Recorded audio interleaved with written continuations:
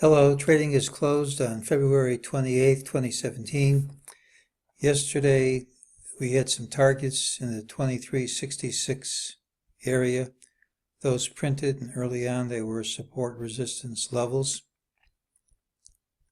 During the day, MEJT identified these breaks as false moves. I also said I expected a pretty good sized move at the open, but that didn't happen.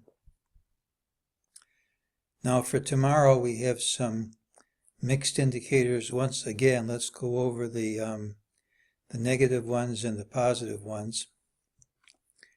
It's negative that immediately after hitting a new all-time high, we couldn't hold it. Here was the close. That was over all the prior highs. That's positive. To maintain that, it has to be held at the open. At the open, we gapped down, undercut all these highs, which marks this as a false break. That's negative. Now let's look at the positives. We gapped down, hit a new low, lower low, couldn't hold on to any of them. While the market was dropping, breadth hit a new high.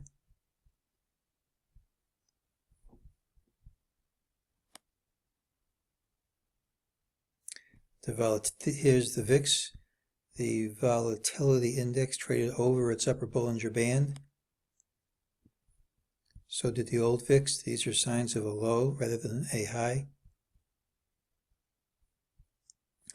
I think had we gapped down sharply and kept dropping, one could have looked at this and says you could justify a pretty good sized drop. That's not what happens. What happened?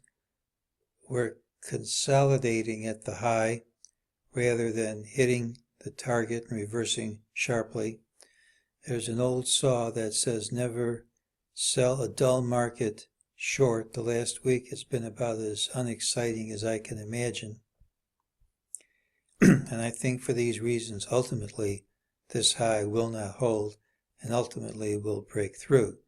Now, the only question is, how low do we go first, and what happens Wednesday when the market reopens? Well, how low we can go, I don't know.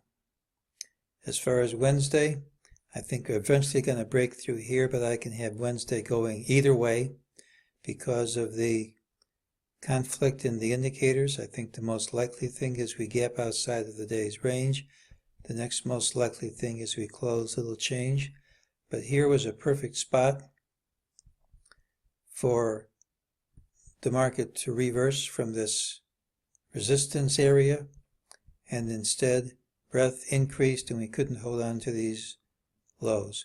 Whether or not we break down these lows tomorrow and go a little bit further down, I think it shouldn't be too much longer until this high falls and we go up again. And that's today's call.